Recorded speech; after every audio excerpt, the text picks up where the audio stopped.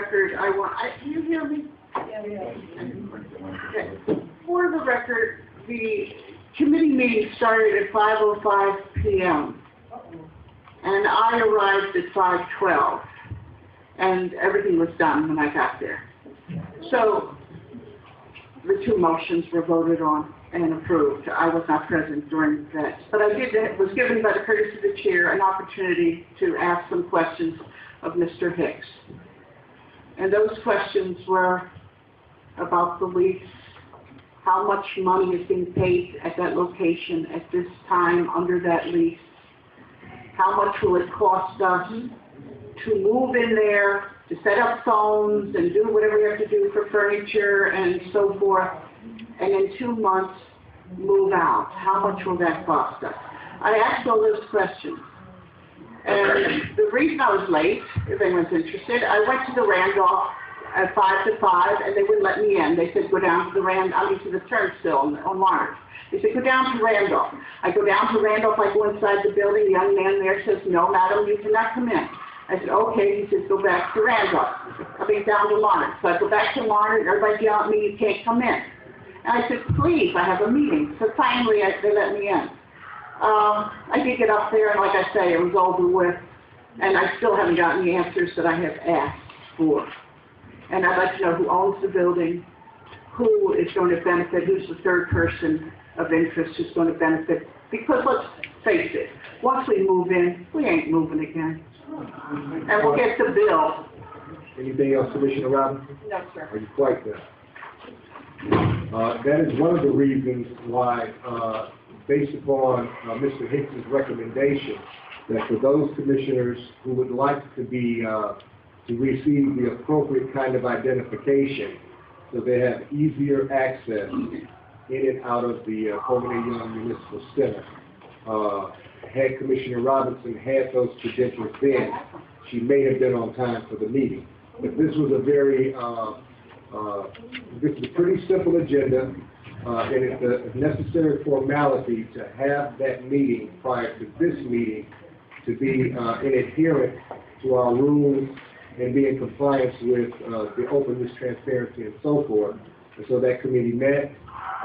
We were supposed to call the meeting to order at 5 o'clock. We waited until 5:05, and frankly, it was a 5-minute meeting because there wasn't a whole lot that needs to be deliberated as testament to the motion that's before us right now. Mr. Chairman, special privilege. You don't need special privilege. You may Right. I would like an apology. At the last meeting, when I told you that we had not voted and authorized the movement into the Cadillac Tower building, you pronounced to the audience that we had. And I think it made me look like I was confused or I missed something. And I went through all the minutes and went through all the reports, and never had we authorized 3200 Cadillac Tower. So I think you owe me an apology. Well, let me just say, I would never do anything to make you look confused. In fact, I think I mentioned at the time, my brain is getting a little old, and maybe I may be mistaken, but that I was pretty sure that the information was what it was. Mistakes happen, the record speaks for itself, and we're moving on to important business. Thank you. The business at hand is the motion. All those in favor of the motion? Aye. Any opposed? No. One no. That motion is passed. The next motion. I move that we direct staff to identify options for permanent office space for fiscal year 2010-2011, which begins July 1, 2010. Staff should identify and explore options, including but not limited to the Coleman Young Municipal Center, also known as the City County Building, Cadillac Tower, other city-owned or leased properties, community centers, centrally located properties within the city, universities, and neighborhood locations outside of downtown Detroit. So the motion speaks for itself to authorize staff to look for space on a more permanent basis, starting immediately. There's a motion and support. Any discussion? Any discussion? All those in favor of the motion indicate by the usual sign. Aye. Aye. Any opposed? No opposed. That concludes the report. Motion passed. Thank you very much, Vice Chair Ford. The next item on the agenda is the Personnel Committee. Commissioner Blunt. regards to compensation outside of the contractual agreement. Was it stipulated that we would pay for medical insurance and outside expenses such as FICA with a figure of 15.3%, 12.4% for Social Security, and 2.9% for Medicare? I just wanted clarification with that agreement. I don't mean to give the, it's appropriate for me to answer. I don't mean to give the impression that we are giving them anything other than $131,720. Okay. What they do with that, if they buy insurance, that's on them. The FICA, I believe, is a mandate, and that's why that figure is. Okay, thank you. Mr. Chairman? Commissioner Brown. All right. Mr. Chairman, I have an unreadiness because I just got these contracts, this evening. I would have to ask, I'm just not ready to discuss it at this point.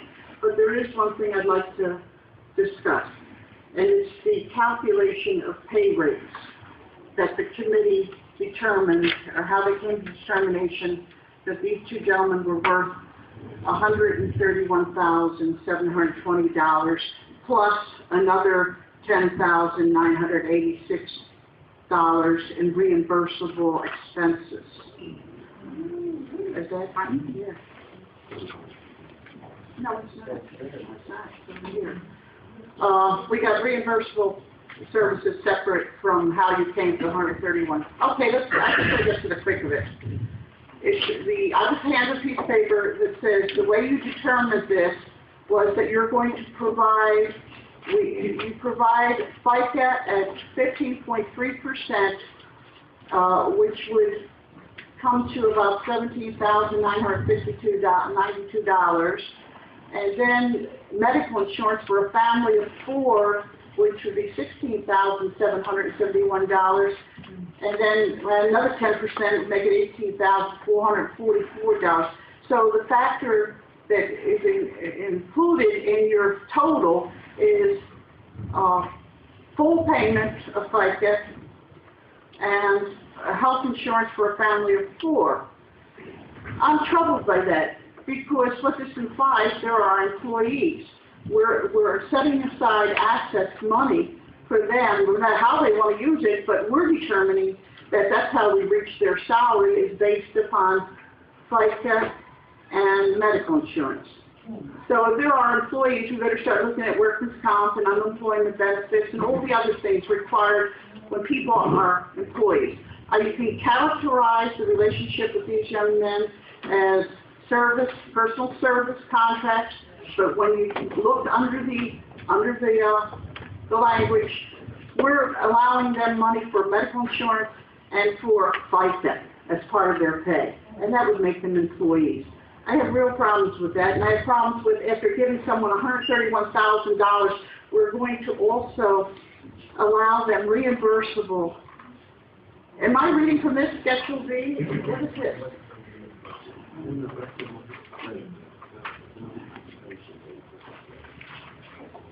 Well, where's the expenses? What's the reason? Okay, I'm being corrected on the $131,000. The $10,000 is for reimbursable income and expenses. But anyhow, I think what you have established is an employee relationship with these two men, not a service contract. And I think it has to be worked on, and I'm not ready to vote on it because I read the contract, and I'm concerned about the legal issue of whether in fact they could be described as employees.